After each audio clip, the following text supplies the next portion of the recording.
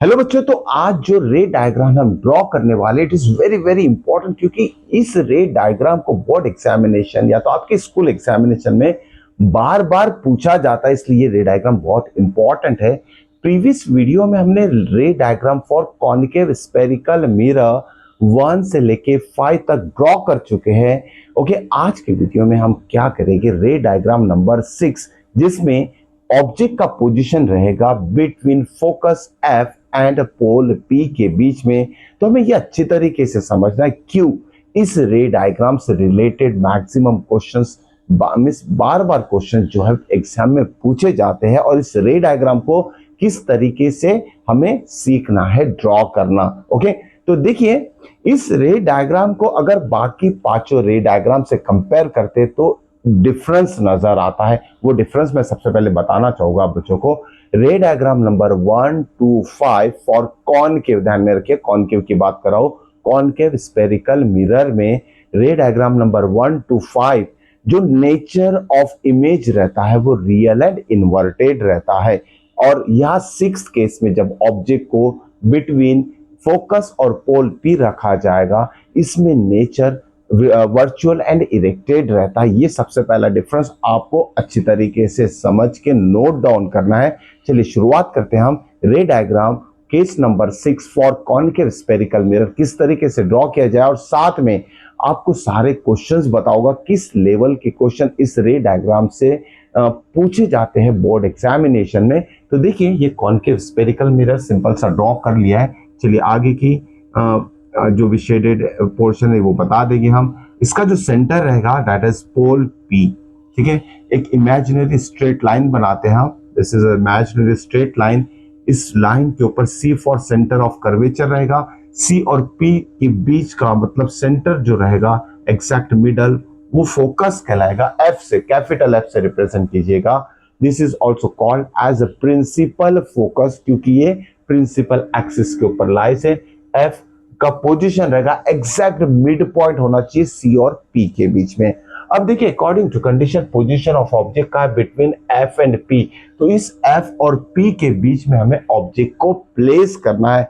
और एक इंपॉर्टेंट चीज बता देता हूं मैं आप बच्चों को, जैसे जैसे हमने रे डायग्राम नंबर 1 to 5 में क्या देखा है, जैसे जैसे ऑब्जेक्ट दूर से पास आ जाएगा, जैसे यह ऑब्जेक्ट का पोजीशन है, जैसे जैसे ऑब्जेक्ट जैसे इन्फिनिटी, फिर बियॉन्ड सी, फिर एट सी, बिटवीन सी एफ और एफ, ऐसे 5 केसेस हमने देखे।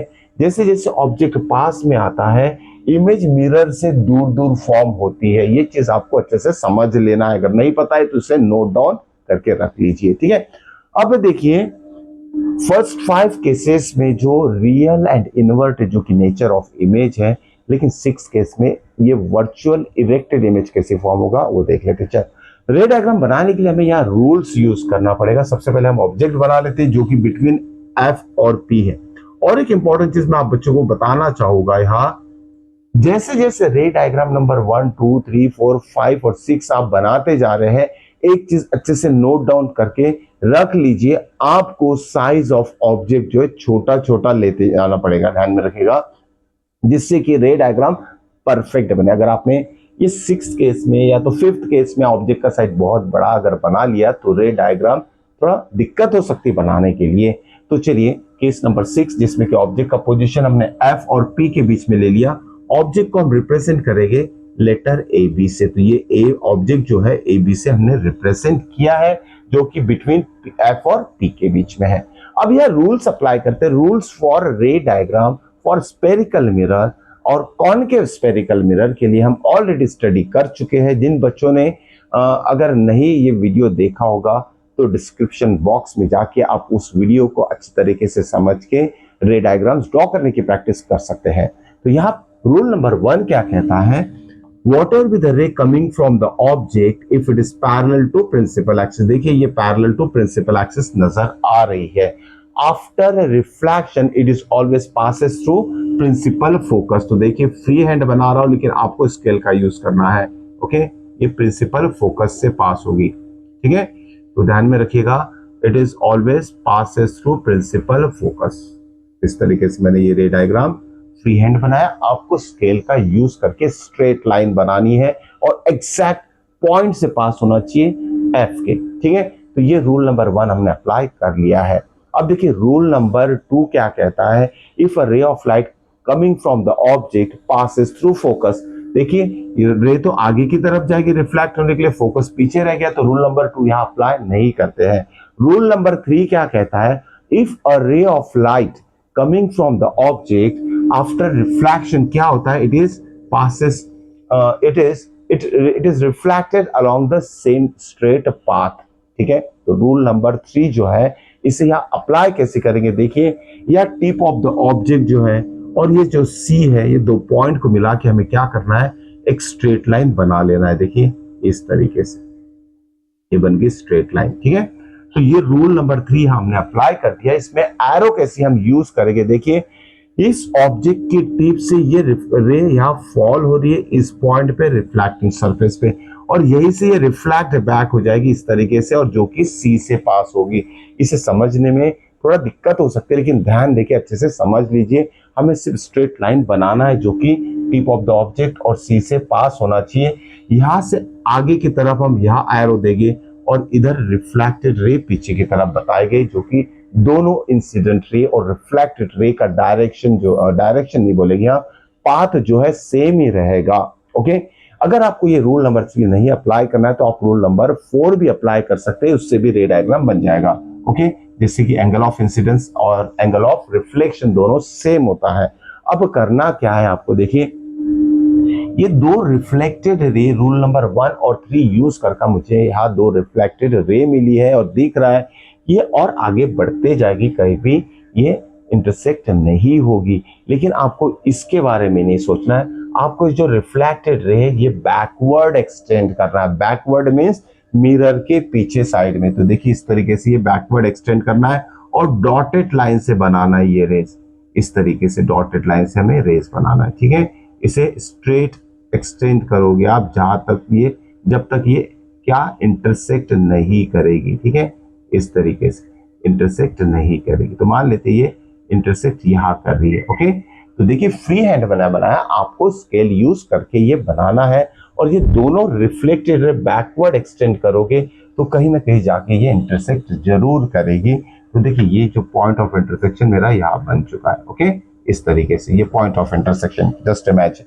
ओके, अब ये रिफ्लेक्टेड रे जो है बैकवर्ड एक्सटेंड किए, तो ये एक्चुअली हमने इमेजिन किया कि ये रे रिफ्लेक्टेड इधर बैकवर्ड एक्सटेंड करने के बाद यहाँ कहीं इंटरसेक्ट हो रही है। अब यहाँ जो प्रिंसिपल एक्सिस है इससे भी एक्सटेंड करना पड़ेगा लाइक दिस। ओके, इस तरीके से एक्सटेंड करना पड़ेगा। और जो इमेजिनरी लाइन जो बैकवर्ड एक्सटेंड किए, it is not actual rays, just reflected ray को हमने बैकवर्ड एक्सटेंड किया, यहाँ वो मीट कर रही है। और हमें पता है इमेज कैसी फॉर्म होता है, तो जहां रिफ्लेक्टेड रे, यहाँ इमेजिनरी जो रेज हमने ड्रॉ की जहां ये इंटरसेक्ट करेगी, वहां से हमें एक परपेंडिकुलर ड्रॉ कर लेना है इस तरीके से। ठीक है, ये परपेंडिकुलर हमने ड्रॉ कर लिया है ऑन द प्रिंसिपल एक्सिस।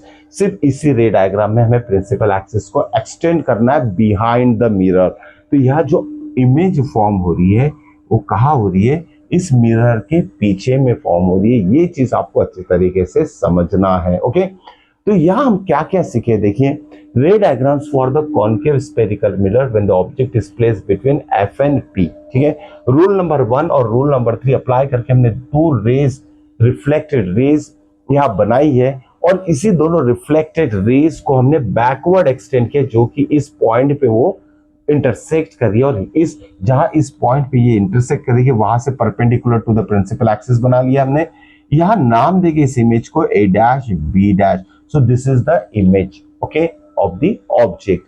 यह है केस नंबर 6। अब इससे रिलेटेड क्वेश्चन क्या पूछेंगे, देखिए for what position of object we get the virtual and erected image in case of concave spherical mirror। मतलब कॉन्केव स्पेरिकल मिरर में ऑब्जेक्ट का पोजीशन क्या रहेगा जिससे कि nature of image virtual and erected रहेगी। तो हमें इसका आंसर लिखना है, object should be placed between F and P. ये हो गया पहला नंबर क्वेश्चन। इसी क्वेश्चन को थोड़ा ट्विस्ट करके घुमा के पूछ सकते हैं, इसका आंसर सेम ही रहेगा। ऑब्जेक्ट का पोजीशन कहां रहेगा जिससे कि इमेज जो फॉर्म होगी कॉन्केव स्पेरिकल मिरर के लिए बिहाइंड द मिरर फॉर्म होगी। देखिए इमेज या बिहाइंड द मिरर फॉर्म हो रही है, ये फ्रंट ऑफ द मिरर है, इसके पीछे में इमेज फॉर्म हो रही है, इसलिए ये वर्चुअल इरेक्टेड है। तो behind the mirror image form होने के लिए कॉनकेव स्फेरिकल मिरर में ऑब्जेक्ट का पोजीशन कहाँ होना चाहिए? Again the answer is object should be placed between F and P. ठीक है, तो ये दो इंपॉर्टेंट क्वेश्चन है, आपको बहुत अच्छी तरीके से इसे समझ के नोट डाउन करना है। ओके, अब देखिए और एक क्वेश्चन आएगा, virtual erected image formed by the concave spherical mirror. Okay, write down its size of image, size of image क्या रहेगा? ठीक है, ऑब्जेक्ट से छोटा रहेगा, ऑब्जेक्ट के इतना रहेगा, ऑब्जेक्ट से बड़ा रहेगा। तो आपको आंसर लिखना, ये बहुत इंपॉर्टेंट पॉइंट है जो मैं बता रहा हूं। Size of image is always greater than object. Okay, greater than object से बड़ा रहेगा। ओके, और एनलार्ज हम लिख सकते हैं, image size of image is enlarge. और एक लास्ट पॉइंट यहां बताना चाहूंगा मैं आपको बच्चों को, देखिए यहां जब हम कॉन्वेक्स स्पेरिकल मिरर के रे डायग्राम्स बनाएंगे, उस रे डायग्राम्स में एक चीज कॉमन रहेगी सारे कॉन्वेक्स स्पेरिकल मिरर में, that is nature of image. Okay, तो जितनी भी रे डायग्राम्स कॉन्वेक्स स्पेरिकल मिरर में हम बनाएंगे उसमें नेचर ऑफ इमेज क्या रहेगा? Virtual and erected. और इस कॉन्केव स्पेरिकल मिरर में ये जो केस नंबर 6 है, इस केस 6 में ही वर्चुअल इरेक्टेड इमेज फॉर्म होगी। तो इससे रिलेटेड भी क्वेश्चन बोर्ड एग्जाम में पूछा जाता है। ओके, तो क्वेश्चन क्या रहेगा वो भी आपको समझना है। ओके, कि कौन सा स्पेरिकल मिरर यूज करना पड़ेगा to get the enlarge image of an object. ध्यान में रखिएगा क्या बोला गया है, एनलार्ज इमेज ऑब्टेन करने के लिए कौन सा हमें enlarge image virtual and erected. Okay, जिसका नेचर रहेगा virtual erected and enlarge in size. Okay, as compare to object. तो इमेज का साइज एनलार्ज रहेगा, नेचर वर्चुअल इरेक्टेड रहेगा, तो हम कौन सा मिरर यूज करेंगे? 1 मार्क क्वेश्चन के लिए, 1 मार्क के लिए क्वेश्चन आ सकता है। तो ध्यान में रखिएगा, जब भी nature of image virtual and erected रहेगा और साइज ऑफ इमेज एनलार्ज रहेगा, बड़ा रहेगा एज कंपेयर टू ऑब्जेक्ट, तो वो रहेगा कॉन्केव स्फेरिकल मिरर, जिसमें पोजीशन ऑफ ऑब्जेक्ट रहेगा F and P. Okay, hope so कि क्वेश्चन समझ में आ चुका। अब 4 पॉइंट की बारी जो हरदम लिखना पड़ता है। सबसे पहले आएगा position of object. Position of object कहाँ रहता है? पोजीशन ऑफ ऑब्जेक्ट यहाँ कहाँ रखा है? Between. Answer is between F and P. ठीक है, पॉइंट नंबर 2 क्या लिखते हैं हम? Position of image. Position of image. ठीक है, इमेज का पोजीशन क्या है? Behind the mirror. Behind the mirror, इसका आंसर क्या लिखेंगे हम? Behind the mirror. ओके, ये पॉइंट नंबर 2 आपको अच्छे तरीके से लिखना है। पॉइंट नंबर 3 क्या लिखना है हमें? नेचर या तो साइज ऑफ इमेज। ठीक है, साइज ऑफ इमेज। ओके, तो साइज ऑफ इमेज क्या रहेगा? हाईली एनलार्ज, या तो एनलार्ज लिख सकते हैं, एनलार्ज यानी ऑब्जेक्ट से बड़ा रहेगा। और 4th आएगा इसमें नेचर ऑफ इमेज क्या रहेगा? नेचर ऑफ इमेज रहेगा virtual and erected. Okay, erected. ये 4 पॉइंट हर रे डायग्राम को लिखना आना ही चाहिए आप बच्चों को। होप सो कि रे डायग्राम और जितने भी क्वेश्चंस बता चुका हूं मैं, आप बच्चों को समझ में आ चुका होगा। तो इसको ड्रॉ करना मत भूलिएगा, 1 2 3 बार कम से कम ड्रॉ कीजिए जब तक ये आपको आता नहीं है। और सारे जितने भी क्वेश्चंस मैं बता चुका हूं बच्चों को, इसे अच्छी तरीके से नोट डाउन कर लीजिएगा, क्योंकि यही क्वेश्चन बड़े काम के रहेंगे फॉर द प्रिपरेशन ऑफ रे डायग्राम कॉनकेव स्फेरिकल मिरर के लिए, केस नंबर 6 के लिए, क्योंकि यही रे डायग्राम जो है बहुत बार एग्जाम में पूछा जाता है। हो सके आज का टॉपिक जो है बच्चों का क्लियर हो चुका होगा। चलिए मिलते हैं नेक्स्ट वीडियो में। Till then good bye.